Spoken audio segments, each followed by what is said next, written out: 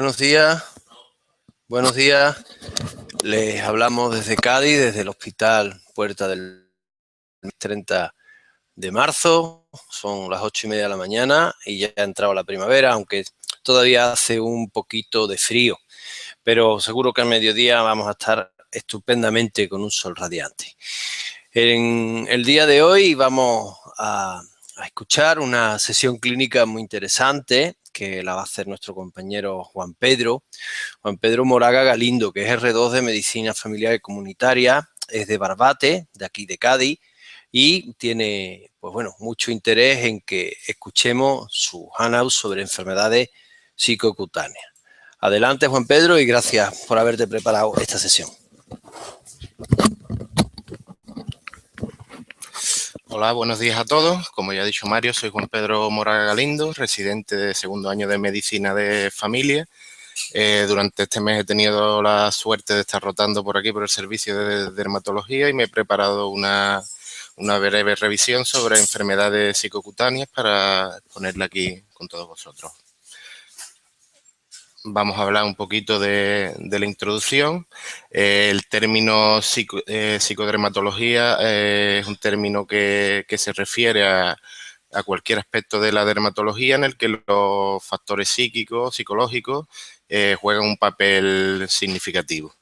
Estos factores están presentes en al menos un tercio de los pacientes que vemos en nuestra práctica dermatológica, y es conveniente realizar con estos pacientes un abordaje integral, es decir, no ceñirnos solamente a los factores puramente dermatológicos que presente el paciente y estar muy pendiente y evaluar los factores psíquicos que rodean a estos pacientes.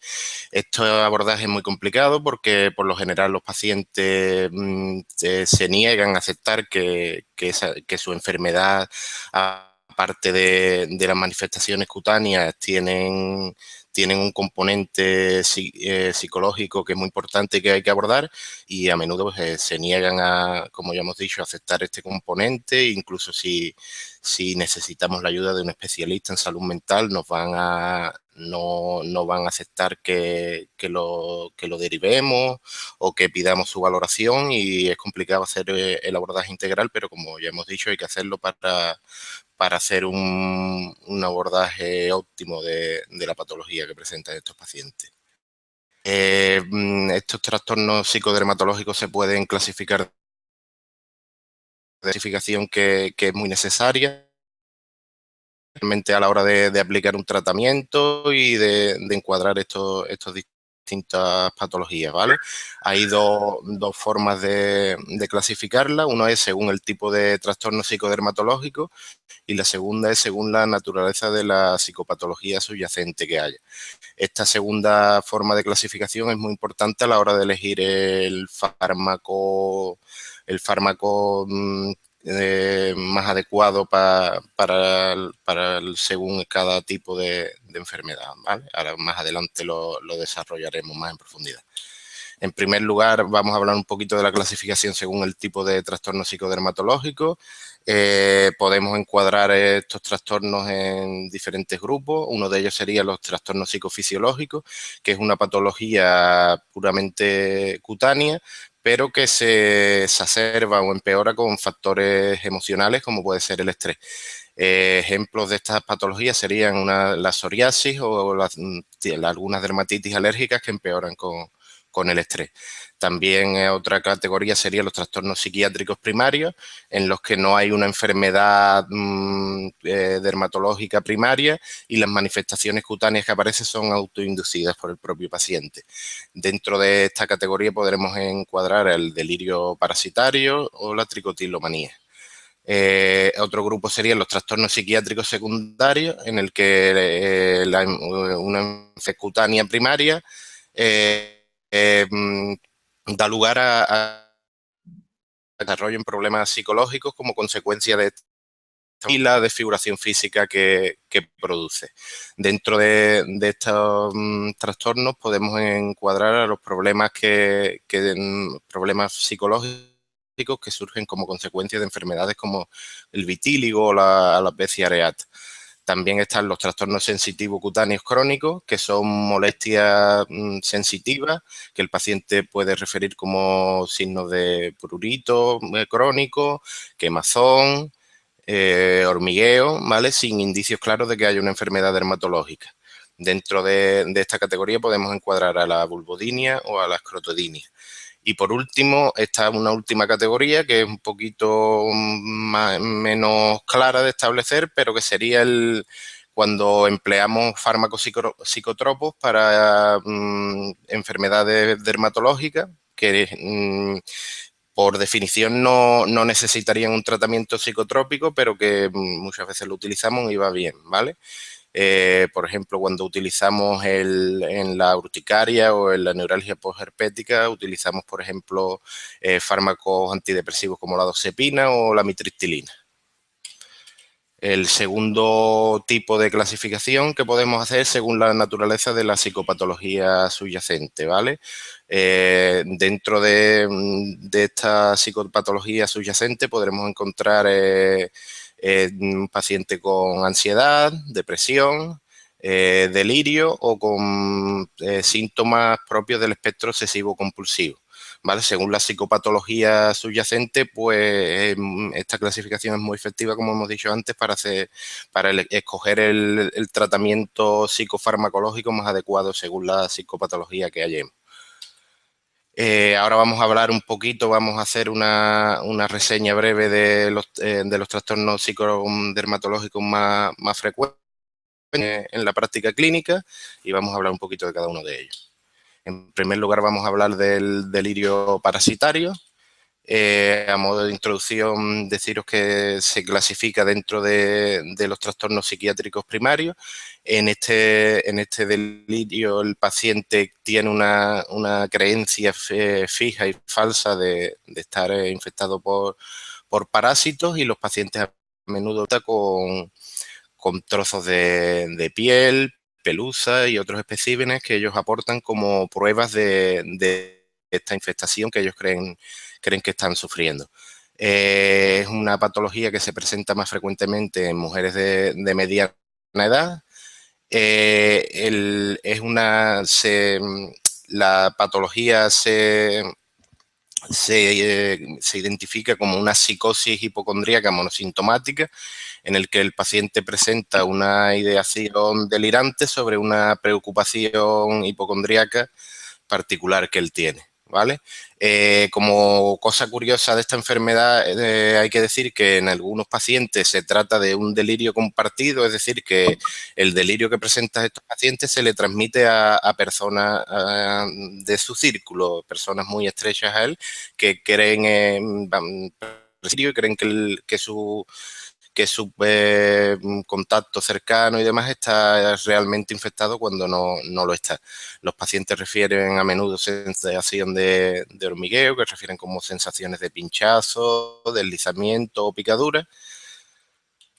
Esta enfermedad hay que hacer un diagnóstico diferencial con el hormigueo, en el que los pacientes presentan la misma sintomatología de esta dura, deslizamiento, como si estuvieran infectados por parásitos, pero en la patología del hormigueo el paciente no cree por parásitos, no presenta el delirio. También hay que diferenciarlo de una ideación delirante, en el que el paciente tiene una ideación delirante, pero no es un trastorno delirante como sería el delirio parasitario, es decir, que el paciente no se muestra tan inflexible ni con esa creencia fija y falsa de estar infectado como presentan en el delirio parasitario. Y también diferenciarlo del hormigueo y delirio secundarios a consumo de drogas, principalmente con drogas como la cocaína o la anfetamina, que en este cuadro la clínica es similar a la del delirio parasitario, pero sabemos que se debe al consumo de estas drogas. Por último, hablar un poquito del tratamiento. Es fundamental mostrar empatía e interés por el paciente, examinarlo bien, examinar las pruebas que él nos trae, esos fragmentos de piel y esos especímenes de los que hemos hablado antes, para entablar una relación de confianza con el paciente, que el paciente confíe en nosotros y acepte el tratamiento que prescribamos. Es fundamental realizar tratamiento con fármacos antipsicóticos. El fármaco de elección sería la pimosida, que tiene efectos secundarios importantes como podrían ser síntomas extrapiramidales y alteraciones cardíacas que se traducen en un alargamiento del espacio QT en el electro. Y como alternativa a la pimosida se está tratando esta enfermedad también últimamente con antipsicóticos atípicos como la quetiapina, la olanzapina o la risperidona, que tienen un perfil de efectos secundarios más favorable, más seguro que la pimosida. Vamos a hablar ahora de otra entidad, que sería el trastorno dismórfico corporal, ¿vale?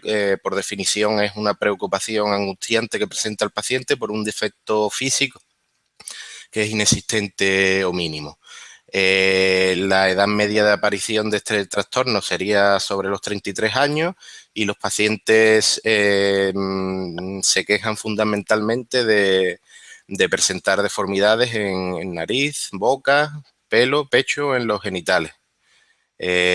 Los pacientes a menudo presentan una conducta obsesiva o ritual, pasan mucho tiempo mirándose al espejo, comprobando esas supuestas deformidades. Y para el tratamiento es muy útil hacer una distinción entre los pacientes que presentan un patrón de obsesivo-compulsivo y los pacientes que presentan un trastorno delirante. En el primer grupo lo ideal sería empezar con tratamiento con un antidepresivo, un inhibidor selectivo de la recaptación de serotonina, y en los pacientes en los que vemos un trasfondo delirante, pues empezar con antipsicóticos, ¿vale? Como los que hemos nombrado anteriormente para el tratamiento del delirio parasitario. Sorprendentemente, en las revisiones que se han hecho, se ha observado que ha habido una total remisión de los síntomas en el 20% de los pacientes tratados. Otro trastorno, en este caso de la dermatitis artefacta. La dermatitis artefacta es un síndrome en el que inflige lesiones cutáneas. Lo hacen a menudo para satisfacer una necesidad del paciente, y el paciente no de que las lesiones que él presenta son provocadas por él mismo. Esto, unido a la cantidad de distintas lesiones que podemos encontrar en estos pacientes, pues hace que sea un trastorno difícil de diagnosticar y de llevar a cabo un tratamiento adecuado. Es más frecuente en mujeres.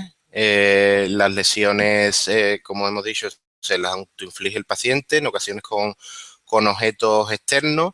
Las lesiones son muy variables, pueden aparecer lesiones en todo tipo de fases evolutivas cuando vemos al paciente, con distribución totalmente variada.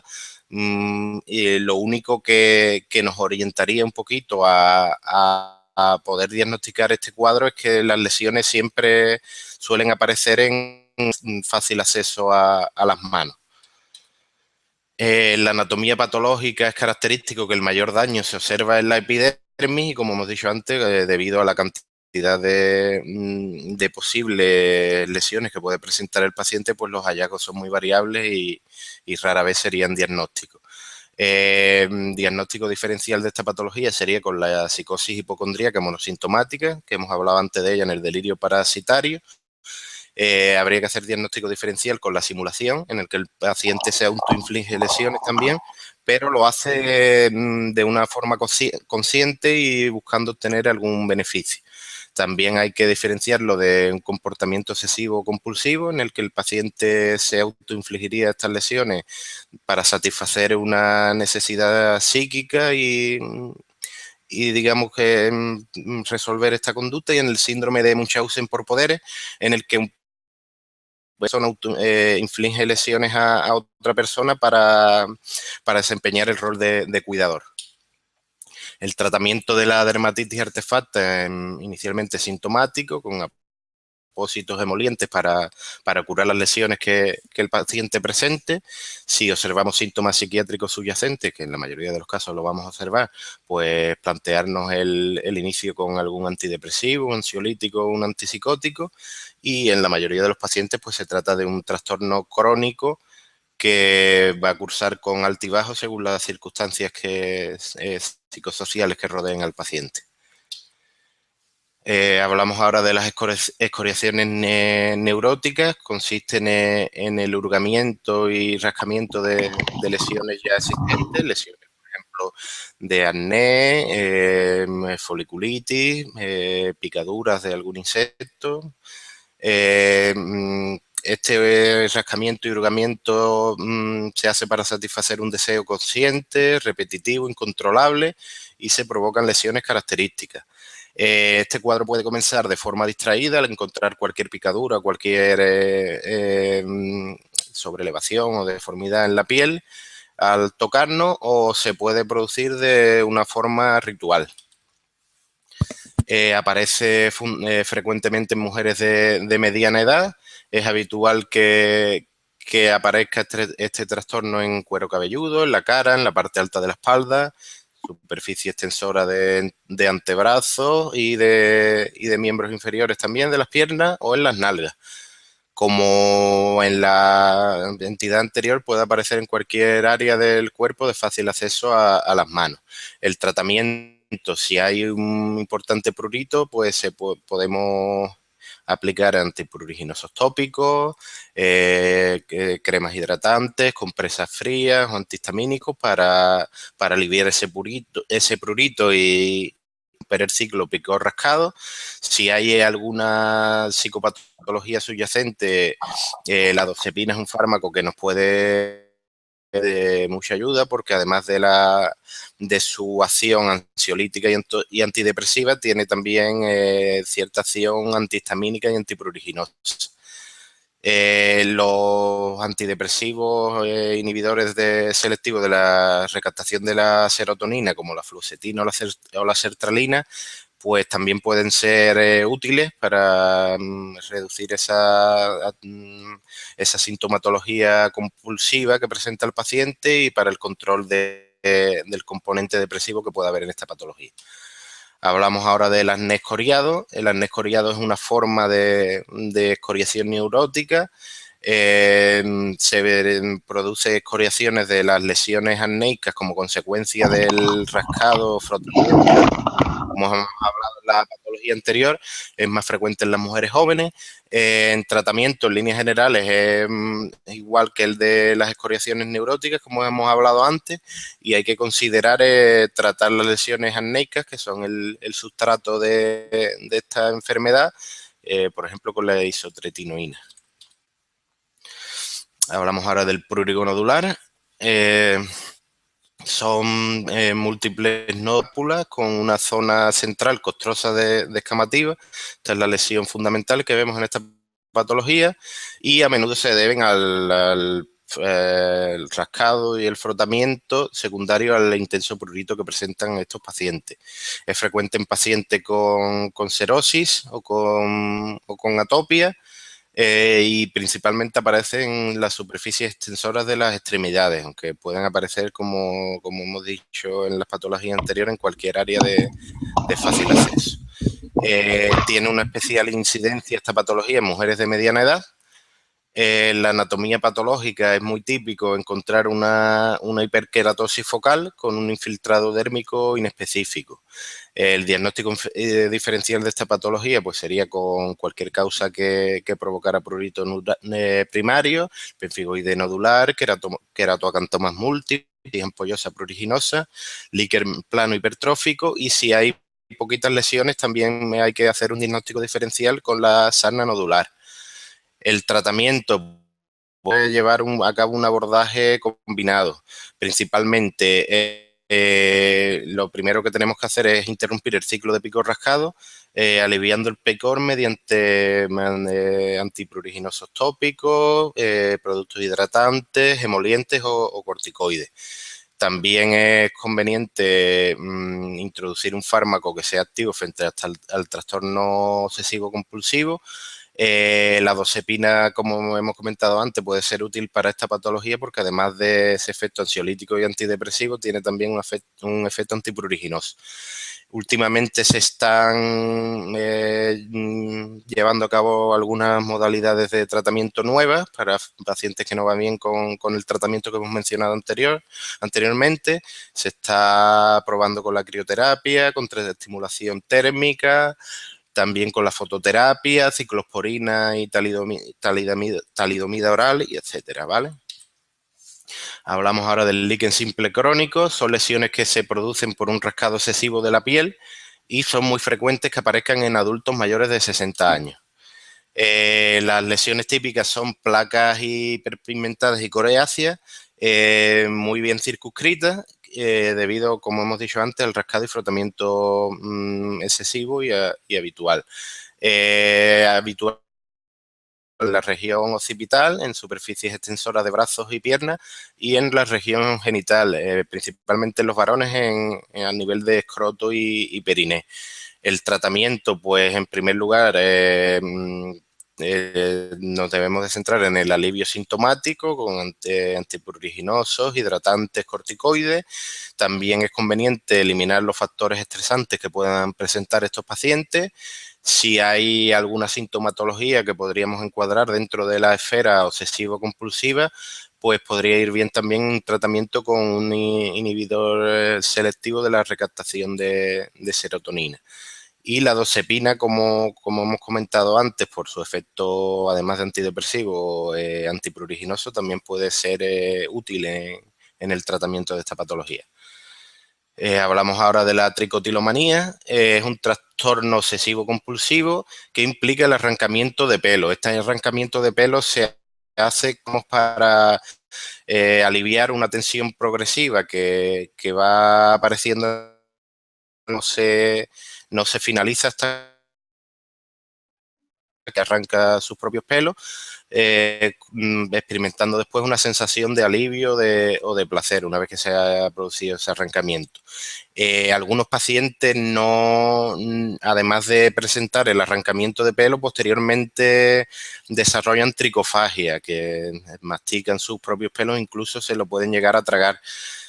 Habiéndose producido algunos casos de obstrucción intestinal por un tricobezoar, que es digamos, un acúmulo de pelos que se aloja en el intestino y que produce esa obstrucción intestinal.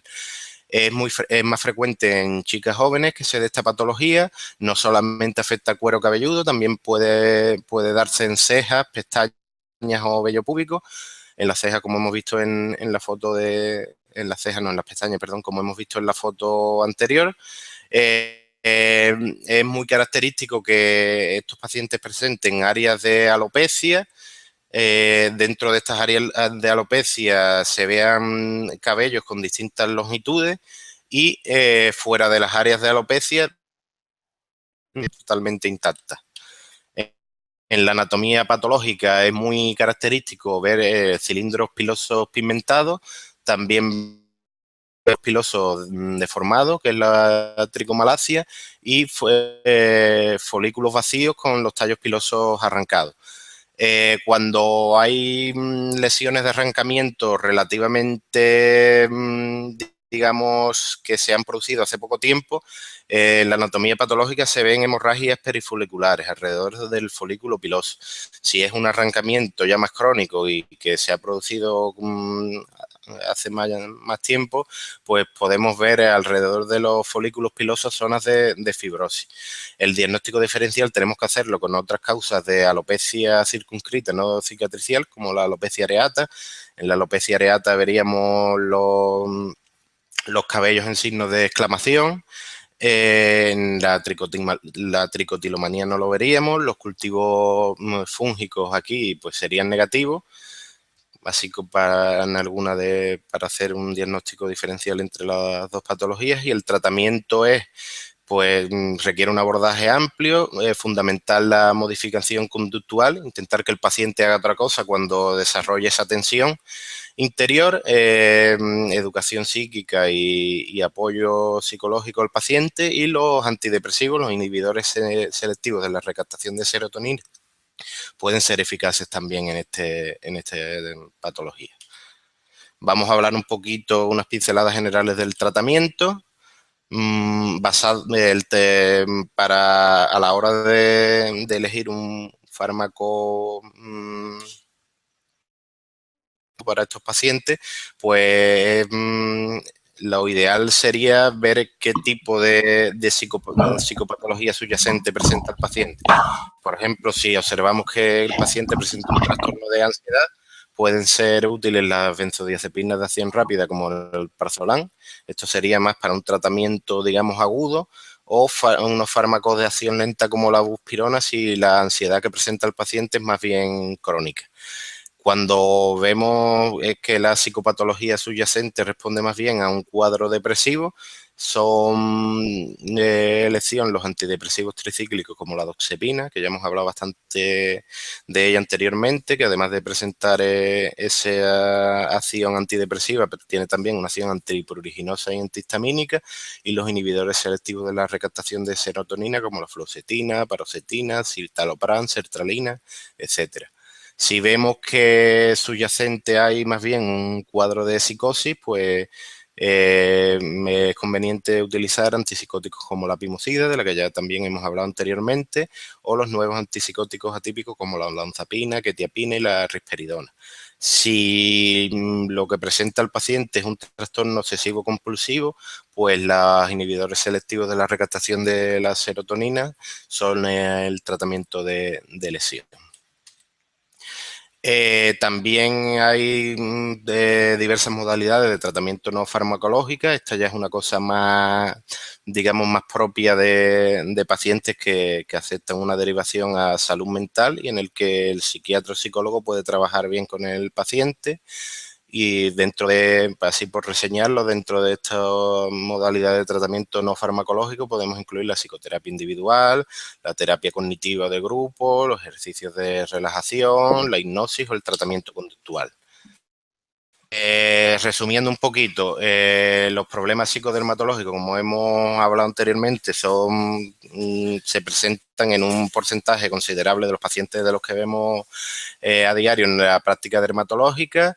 En principio parece que el manejo de estos pacientes es complicado, pero se puede llevar a cabo eficazmente por un dermatólogo, conociendo y familiarizándose con los distintos fármacos que podemos utilizar y con las distintas psicopatologías que puede presentar el paciente. Es muy importante usar un sistema de clasificación útil para saber identificar esta clínica y utilizar los fármacos más apropiados y también tener un método sistemático de diagnóstico y tratamiento. Bueno, pues muy bien, esto es todo, la bibliografía que he utilizado para hacer esta presentación y muchas gracias a todos por vuestra atención.